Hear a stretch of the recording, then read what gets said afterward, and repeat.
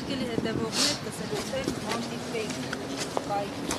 կայքի հաստատված Աստղիկ Մաթևոսյանի հետ։ Իսկ Մաթևոսյան,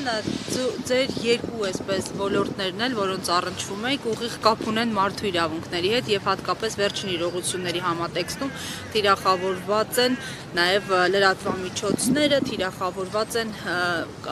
ազատ խոսքի իրավունք ունեցող քաղաքացիները։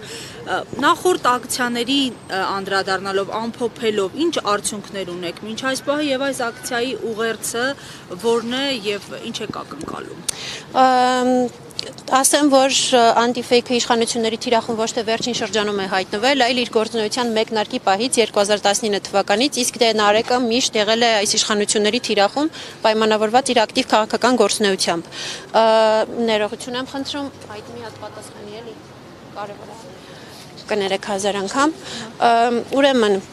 Վերջին տարիներին իհարկե այդ ճնշումները ավելացել են արդեն բանտարկությունների տեսքով, բայց մինչ այդ մենք մշտապես մեր գործունեությամբ պայմանավորված, մեր հետաքննական գործունեությամբ պայմանավորված, սուր քննադատությամբ պայմանավորված մշտապես իշխանությունների թիրախում ենք եղել։ Մեր դեմ իրականացրել են տարատեսակ արշավներ, դարձրել են մեզ տարբեր երկրների գործակալներ, ինչ հնարավոր է իրականացնել ազատ խոսքը լռեցնելու համատեքստում եւ մեդիայի գործունեությունը խոչընդոտելու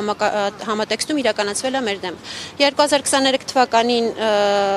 Արդեն Նարեկի եւ Ազգենի ոդքասթում հնչած սուր քննադատության պայմանավորված իրեն կալանավորվեցին առաջին անգամ 2 ամիս ժամկետով, գիտեք պատճառը իշխանություններին ուղղված սուր քննադատություններ, ինչը հենց այդպես էլ քրեական գործում արձանագրվել էր, ինչին արձագանքեցին միջազգային կազմակերպությունները, Amnesty International-ը,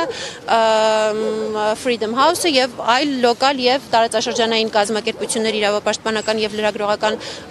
հարցերով զբաղվող, որոնք հստակ արձանագրեցին, որ Նարեկի եւ Ազգենի դեմ իրականացվածը քաղաքական հետապնդում է եւ իրենք այն ինչ տեղի ունեցել իրենց նկատմամբ տեղի ունեցել ոչ համաչափ։ Հիմա արդեն երկրորդ անգամ Էլի ոդքասթի ընթացքում հնչած արտահայտությունների առնչությամբ արդեն ուղիղ ազգային ժողովի խոսնակի հրահանգով մարդիկ գալիս են, իրավապահները գալիս են, մտնում են մարդկանց բնակարաններ, խուզարկություններ են անում, գալիս են Anti-Fake-ի խմբագրություն, խուզարկություն են անում, արգրավում են հնարավոր ամեն ինչ։ Երևի դուք տեսել եք Anti-Fake-ի հայտարարությունն ու դրան կցված լուսանկարը, թե ինչ խայտառակ տեխնիկայի ծավալ էին վերցրել արգրավել լրատվականից զուտ մեկ բանի համար, որպեսզի խոչընդոտեն արդեն այս անգամ տոտալ կանգնեցնեն լրատվականի գործունեությունը։ Իհարկե ի պատիվ մեր աջակիցների իրենց դա չհաջողվեց եւ աջակիցների ֆինանսավորման միջոցով արագ տեխնիկան ձեռք բերեցինք եւ ինքնակազմակերպեցինք մեր գործունեությունը։ Սա հստակ մեսիջ է ուղղված իշխանություններին, որ անկախ ամեն ինչից, ինչ ձևի բռնաճնշումներ իրականացվեն Նարեկի դեմ, Ազգենի դեմ, Anti-Fake-ի դեմ, մենք հնար գտնելու ենք Հայաստանում խոսքի ազատությունը ինչ որ մի ձև հնչեցնելու,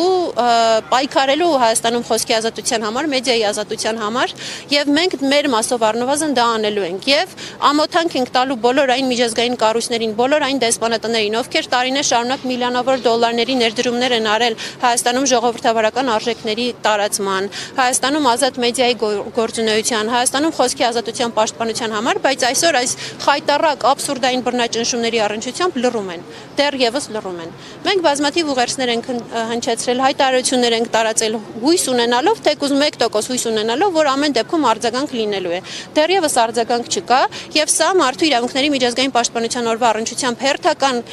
ուղերձն է ուղղված միջազգային կառույցներին, որ տեսեք, Հայաստանում կա մեդիա հարթակով հրապարակվող քաղաքական բնույթի սուր քննադատություն ենթադրող հարթակ հաղորդում Իմնեմնիմի ոդքասթը, որը այսօր բանտարկված է։ Իմնեմնիմի ոդքասթի երկու վարողները Նարեկ եւ Ազգեն այսօր բանտում են։ Այսօր այս աթոռները, որը դուք տեսնում եք ձեր կամերաների մոտ, դատարկ են։ Այս աթոռների փոխարեն կարող էին նստած լինել Նարեկը ու Ազգենը, բայց իրենք դա հնարավորություն չունեն անելու։ Արդեն 1 ամիս իրենք անազատության մեջ են եւ զրկված են իրենց հեղինակած հաղորդումը վարելու հնարավորությունից, քանի որ անազատության մեջ են։ Կա Հայաստանում մեդիայի դեմ արշավ, կա հալածանքներ Նարեկի եւ Ազգենի դեմ քաղաքական դրդապատճառներով պայմանավորված եւ այս մասին միջազգային կառույցները լռում են։ Եվ մենք այսօր այս ազատության հրապարակից այս խորհրդանշական ակցիան իրականացնում ենք եւս մեկ անգամ ուշադրությունը հրավիրելու բոլոր այն կառույցների, ովքեր որ զբաղվում են այդ հարցերով, ցույց տալու, որ տեսեք, հարգելի գործընկերներ, Հայաստանում կան մեդիա հարթակ, Հայաստանում կա քաղաքական քննադատություն իրականացնող հաղորդում, որի հաղորդավարները արդեն շուրջ 1 ամիս անազատության մեջ են եւ հնարավորություն չունեն իրենց քննադատական խոսքը հնչեցնելու հրապարակային ձևով։ Շնորհակալ եմ։